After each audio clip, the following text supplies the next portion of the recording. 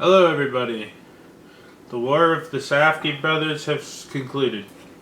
Josh Safdie has made his movie. The bitter rivalry continues. Was it dog shit, matching what happened with the Coen brothers, where one just quit making movies and the other started making hot dog shit? Or was it okay? Kino, perhaps. Aiden, what was the plot of Marty Supreme? Marty Supreme follows Marty Mauser, played by Timothy Chalamet, who is a aspiring competitive ping pong player who is a down-on-his-luck New Yorker, and in order to fund his trip to Japan to rematch the man who toppled his dreams, he gets in shenanigans. Scorsese-type shenanigans. One shenanigan after another. One shenanigan after another. Connor, what'd you think of Marty Supreme? Marty Supreme, as you kind of implied, is a heavily Martin Scorsese-inspired Safdie Brothers movie with only one Safdie brother. I don't want to compare the movies too much, but it's inevitable. Benny Safdie made The Smashing Machine, and that movie was very much uncut gems and good time continued, where you have an intimate movie, kind of a movie star that's reputationally washed, like Dwayne "The Rock" Johnson, Adam Sandler, Robert Pattinson at the time even, and you kind of put them in these movies that are deeply personal, ego death projects, and that is what Benny Safdie went for with Smashing Machine. One thing that, if you're, I'm a fan of Criterion Collection movies. You might think I'm a film bro for it, but I'm far more autistic. I have a lot of them, and the Safdie brothers have been all over the special effects for stuff with Martin Scorsese, and vice versa. They're buddies, so you almost feel Josh has taken his love of Martin Scorsese, interjected some of the stuff that he was doing with his brother. The music, some of the shot composition. This is much more of a standard movie in a way. It's still pretty weird. It's pretty weird. But it's more of like kind of a Scorsese type movie. 2.5 hours, there's like 5 or 6 scenes that are key to the plot, and everything else is us hanging out with our lead, who is up to some bullshit. Kind of the Marty Scorsese Casino Goodfellas type of thing.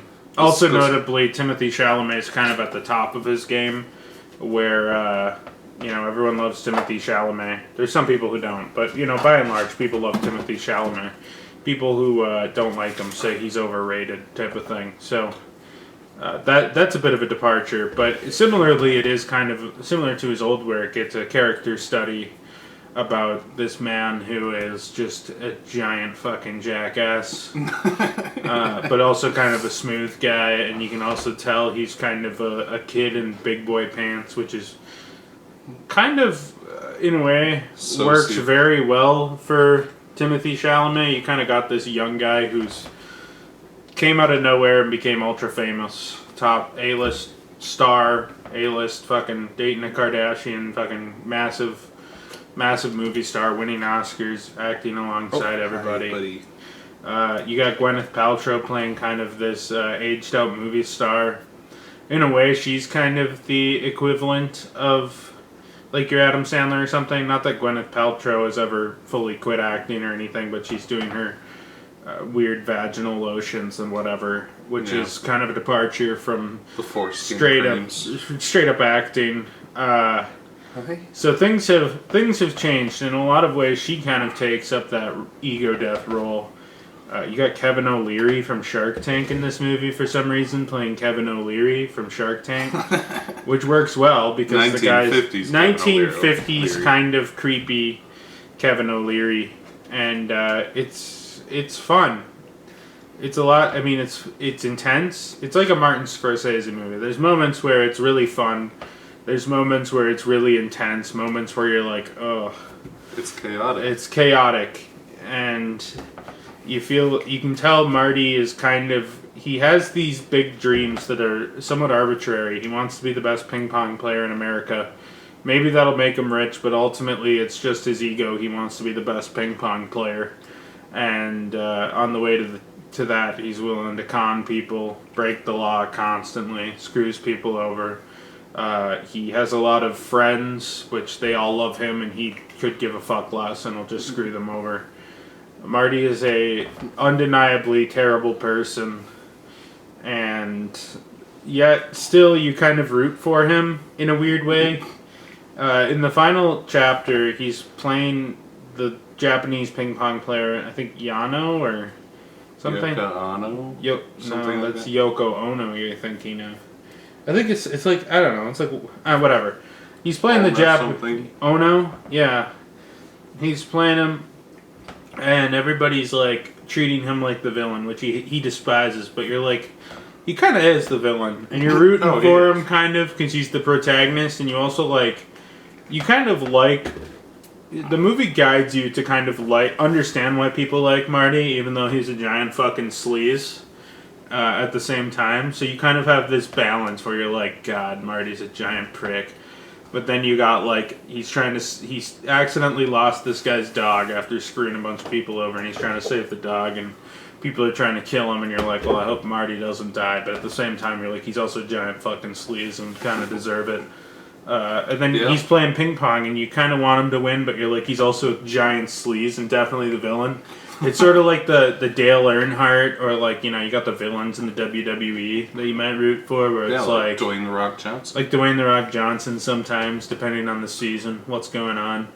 But it's one of those like villains you love to hate type of thing, where you're kind of rooting for him to beat Ono, who's just... Or, you know... Like a Martin Scorsese protagonist. Or like a Martin Scorsese protagonist, yeah. It's definitely very much like, I guess, it's a safdie Scorsese hybrid, and in a lot of ways it ends up being kind of like your new age, like, Martin Scorsese. Like, it's not like, you know, there's some movies you watch where you're like, God, they really wanted to be Martin Scorsese, or God, they really wanted to be Quentin Tarantino, or blah, blah, blah. And, like, this movie wears that influence on its sleeve. It's hard to deny watching this to think it isn't inspired by, like, Casino or Goodfellas and stuff like that, where it's this, like, or Wolf of Wall Street, even more modern. Yeah, but the stakes are much stupider. But the stakes are the stakes are much stupider, which is very safdie. You know, no one's trying to get rich. Marty's ultimate goal is maybe he'll win $7,000, but ultimately he wants to win the glory. At the end, he's disqualified from the ping pong contest because he shows up too late, even though he's able to pay his fine he racked up because he was trying to impress Gwyneth Paltrow so he could fuck a cougar, basically. Yeah. And he beats the Japanese ping pong man, and he convinces some American GIs to give him a ride back home, some people stationed in Japan. And he goes home, and presumably he just keeps scamming people and messing around forevermore. It's kind of a spoil. It's not. It's got aspects of a. People were kind of calling this a sports movie, but it's kind of grows up. It's a sports movie, kind of like Rocky. Presumably he grows up, you know. I mean, or that's what the movie frames. He's crying about his baby. He seemingly wants to somewhat own the baby. But at the same time, you see so much of him that you're like, okay, there's no way this guy's going to just go domesticated. But I think it's the Goodfellas ending a little bit. It is. Maybe not as direct as that one. He's not like, I'm going to be a good guy now. It's like he's not totally opposed to... Currently, this fucking day, he's not totally opposed to being less of a douchebag to the mother of his child. And he clearly does care for the mother. The mother is also kind of a skeezy scammer, which is also not as much as Marty, but it's kind of in the vein of like Goodfellas, where at first the women turn the other cheek, but if they have to get their hands a little dirty, they're willing to do it, which is kind of what happens in films like Goodfellas and stuff. And he does care for her. He defends her when she tricks him into thinking that she was getting beat by her husband and blah, blah, blah. It's very good. The cinematography's great. I don't know I got over it because a lot of the music choices are great, but there is like a weird thing where a lot of the song choices are like 1980s pop music recontextualized into the life of early 1950s Marty's life. Yeah. Which is somewhat bizarre, but I mean it also works. Hey man, he was just taken after Baz Luhrmann's The Great Gatsby. In a way, it's a little less weird where he's like, we're going to the great 1920s dance, and all of a sudden you hear, Hova Vito, baby! You know, it's your boy! It's a little less weird than like half of the sound, Watch the Throne and Magna Carta Holy Grail scoring The Great Gatsby for some reason. With one Lana Del Rey song in the middle. Classic Baz, dude. Classic Baz Luhrmann. It's your boy! Jay-Z, Baz Luhrmann. Yeah, that movie's weird. That movie's pretty... I kind of like Baz Luhrmann's Great Gatsby. I don't love it, but it's fine. Yeah. But it's It's interesting. It is kind of funny when you're like, Tobey Maguire's sad and he like pulls up at his 1920s like... DeVille whip and he hops out and all of a sudden you hear, it's your boy Maximum Hova telling you about the stock market. Pretty weird movie. Not that weird. Hard Knock Life starts playing. Yeah, they gotta throw in some of the classics, you know. They're like, we already got half of Watch the Throne and Magna Carta Holy Grail, we gotta throw in some of the classics. 99 Problems for some reason plays while Leonardo DiCaprio's going 35 into town, you know, as his car's maxed out because it's the 1920s. Yeah, it's a weird movie. Yeah. But this is also a weird movie. It sure is. Yeah, no, it has like Scorsese influences and stuff, but it's not one of those things where you feel like this guy really wanted to make a Scorsese movie. Joker. I mean, I would say Joker definitely falls more into this category because you got this guy, like you get the idea that Josh Safdie has worked a lot with Scorsese, idolized him, and wanted to move on. Todd Phillips feels a bit like he wanted to emulate. I also feel like the thing about Joker is once you add in Joker 2, where the training wheels are off and he tries to make an original story and it's just absolute dog, that kind of proved the point further. But I was also thinking like Bad Times at the El Royale with Tarantino. Oh, sure. Sometimes you have these past gen writers and stuff kind of. And I mean Tarantino also kind of has his own like 90s-ized Martin Scorsese that he goes off of. So it's not I mean, and this movie is worlds apart from like a Quentin Tarantino movie, but it's, you know, kind of that like weird crime drama, but from like a pacing perspective it feels a lot more like that. It's a little less like visceral than, I mean there's a lot of visceral stuff, but it's a little less like Uncut Gems is like you feel like you're walking through trash with Adam Sandler. You feel his hot breath and greasy form embracing you throughout that movie, and you definitely feel that more with like the smashing machine. But this isn't like one of the very opulent Martin Scorsese movies. But it definitely seems like something where if this script came across Martin Scorsese's desk, he might have potentially done something vaguely similar from a pacing perspective and stuff. So, I really enjoyed it. I liked that it felt inspired by movies I really liked, but wasn't just a diet version, a ripoff of the movies I like. It had inspirations, but it was done by an incredibly competent filmmaker who wanted to tell a unique story with a fairly new cast. I mean, you had people like Tyler, the Creator, hasn't done a ton of acting, and he was pretty decent in his bit role. And Timothée Chalamet is in younger blood. And then a lot of the other people were kind of unknown. Kevin O'Leary has never acted. He's just businessman who did Shark Tank for 15 years now, and they decided they wanted to bring him in. And obviously you have like Gwyneth Paltrow, but you very much for that role you needed somebody like a Gwyneth Paltrow who's still acts here and there, you know, dips her toes in the field, but is more or less kind of like soft retired. She could act if she wanted, but she prefers to sell her strange vaginal products. which makes her a very good fit for her role in this movie. And I thought it was tremendously good. Aiden, what were your thoughts on Marty Supreme? Loved Marty Supreme. You pretty much said it. It does also not as much as the Scorsese influence, but it has some of that Coen's brothers stupid criminal type, Raising Arizona type a little bit. Coen brothers, like Raising Arizona and Fargo and stuff, you get that vibe as well. A little bit.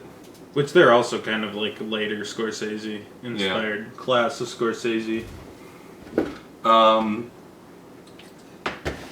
Not nearly as intimate as Benny's movie, The Smashing Machine, which I also loved. But very, very good. Well shot. Josh got the music in the divorce, so we get some of that classic Safdie brothers droning. I don't really know what you would call it type music, but it fits really well despite me not being able to quantify it in a genre way. Whole cast is great, even Kevin O'Leary, the Shark Tank man. Gwyneth Paltrow, Timothy Chalamet, Tyler the Creator is a featured extra. And I just love it's definitely got that snappy, safty pacing, and and then something else happens, Scorsese and also Safdie style of something just keeps coming up and something else comes up and it eventually loops back to one of the earlier things, and it's a big chaotic mess. It's a big roller coaster of up and downs for the protagonist, which is very Scorsese. Yep. We struck it rich, hooray! And then everyone gets robbed or something. Mm-hmm. It's certainly not what I expected it to be. I thought this would be the more conventional of the two Safdie brothers movies from the trailer, but it turned out to kind of be the opposite. I mean, The Smashing Machine's not entirely conventional either, but it's more of a sports biopic that follows. It doesn't exactly follow sports biopics conventions, but this is I mean, in a way, Smashing Machine's like, okay, I want to be the best at the sport, and his whole thing is about his ego death, and unlike like a Rocky where his whole goal is like, I'm building up to victory. The Rock in that movie is on top of the world and kind of needs to accept the fact that stars fade, so to speak, and he's gonna have to settle with being a better person. This movie is like, I'm a piece of shit, and sometimes I play ping pong. This is about the sociopathic ping pong sex man. Yep, pretty much. And maybe he becomes a better person. We don't know, but potentially he does. It seems unlikely, but potentially he does. Is how the movie's ending is framed. Yeah, more or less. Maybe the magic of the child fixes him, but probably not. Probably not. But I think you said most of what I was thinking. It's absolutely fantastic. I'm very glad both of the Safdies managed to keep their momentum going in slightly different ways after their breakup, unlike a certain other filmmaking duo. A lot of other filmmaking duos, but one in particular, the Coen brothers, is who I mean. I feel like a lot of duo directors, you get the vibe where it's like, obviously some of the strengths lied with one and some of the strengths lied with the other, or maybe one person just kind of sucked and was getting dragged along and was able to pull up some of the work. But this is a Joel, case where he had none of the talent, but also Ethan's not doing too hot either. He's just doing less. Not Joel as hot seemed. as Joel. I think my vibe is that Joel knew how to shoot a film and somewhat get stuff out of the actors, but really sucked with story and editing. Yeah. And Ethan was Well, the guy so- who understood compelling narratives, maybe? Joel's been getting Yeah. literally cucked for 15 years, so his poor little brain's probably been shredded. Anything he knew at one point, probably gone. Yeah. When your Wikipedia page has a section dedicated to how your wife has 15 boyfriends and came out as bisexual when she was 60, your life's probably not doing that hot, even if you are a millionaire. Probably something pretty weird going on over at They there. probably had to film the entirety of Honey Don't in a chastity cage, which probably really distracted him from every other facet of that movie. Perhaps. I don't know. Because I don't every know. time he got a boner, the spikes would dig in. It's very possible. It's Perhaps. very possible. It's the best explanation I have. Hi, buddy. Who knows? Mr. Akumi, you're a rare guest on the show. Connor, would you recommend Marty Supreme? Yes, I would. It's very good. I'm very happy that both of the Joel and Benny Safdie movies were good. I hope to see more different stuff from them. If they came together to make a movie too, I would be fine with that. Yeah. Or whatever. Love to see them back together They did eventually. great but stuff together, and they seem to both be doing very well alone, doing separate stuff.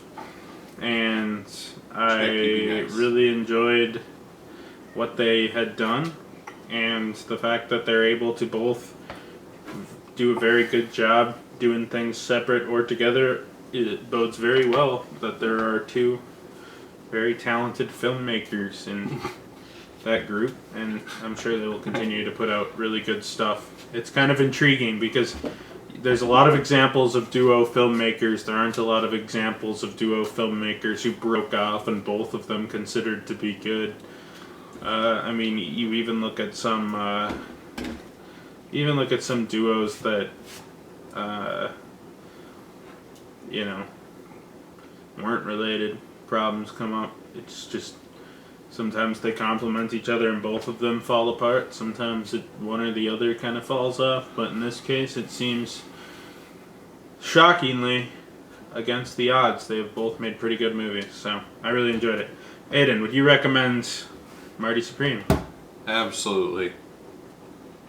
I don't really have anything else to add. It's just really good. And also, might make a good double feature with the Smashing Machine. True. I don't know. If you're willing to watch movies for 5.5 hours, 5 hours, maybe watch them both. Maybe watch neither. They're both worth it. They're both good. I'd recommend them. Maybe watch neither. You could. I'm not your fucking boss.